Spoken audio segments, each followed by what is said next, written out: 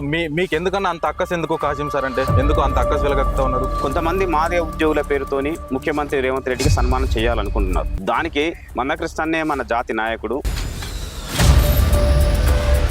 ముఖ్యమంత్రి రేవంత్ రెడ్డికి సన్మానం చేసే నైతిక అర్హత ప్రొఫెసర్ కాసిం గారికి లేదని మేము స్పష్టంగా భావిస్తున్నాం.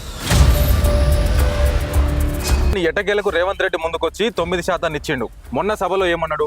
ఇదంతా మందకృష్ణ మాదిగ నాయకత్వ పుణ్యమే, ఇవాళ నాకు ఉద్యోగం వచ్చిందంటే కూడా ఈ మందకృష్ణ మాదిగ ఎంఆర్పిఎస్ ఉద్యమ పుణ్యమే అని చెప్పేసి కూడా చెప్పడం జరిగింది. అసలు ప్రొఫెసర్ కాసిం గారు మందకృష్ణ మాదిగ గారి పేరు ఎత్తడమే పెద్ద కుట్రపూరితమైంది. ఆయన విశ్వాసఘాతకుడిగా మారిండు, కృతజ్ఞత లేని మనిషిగా మారిండు.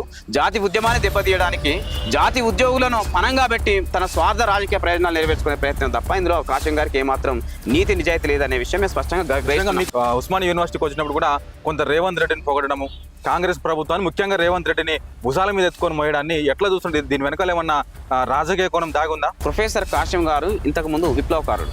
ఆయనలో దాగి ఉన్న విప్లవకారుడు హఠాత్తుగా మాయమైంది. ఆయనలో పూజారి ఆత్మ ప్రవహించింది. ఆయన ఇప్పుడు పూజారిగా మారి రేవంత్ రెడ్డిని పూజించడం మీద దృష్టి పెట్టిండు. అమరవీరుల మీద ప్రేమ లేదు, ఎంఆర్పిఎస్ ఉద్యమం ఒక బూటకము. సో ఆ పంజాబ్ లో వర్గీకరణ జరగబోతుంది కాబట్టి మళ్ళీ ముందల పోయి అక్కడ నిలబడి మహారాష్ట్రలో తెచ్చుకుంటే నాకు పేరు వస్తుందని చెప్పేసి అట్లా తెచ్చుకున్నాడు. పాలకులకు అమ్ముడు పోయిన వాళ్ళు, పాలకుల ఎంగిలి మిత్తులకు అమ్ముడు పోయే వాళ్లకు మందకృష్ణ మాదిగ గురించి మాట్లాడే నైతిక అర్హత ఏమాత్రం లేదు.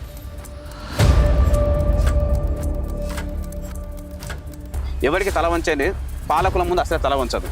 మా జాతికి రావాల్సిన న్యాయబద్ధమైన హక్కుల కోసం మేము పోరాటాన్ని మార్గం ఎంచుకుంటాం తప్ప సన్మానాలు, పూజించడం, భజన చేయడం ఇలాంటివి మా మార్గం కాదు. మా అంబేద్కర్ అది చెప్పలేదు. బీజేపీతో సన్నిహితంగా ఉండడం పట్ల ముఖ్యంగా మందకృష్ణ బీజేపీ నేతలను కలవడము, ప్రధానమంత్రి మోడీని కలవడము, ఇదంతా చూస్తూ ఉంటే ద్వంద్వ వైఖరి అవలంబిస్తున్న మందకృష్ణ బీజేపీకి ఓటేమని ఎట్లా చెప్తాడు ఆయన?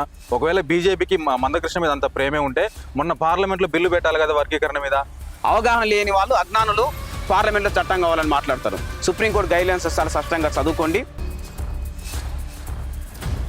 Mandakrishna BJP candidate,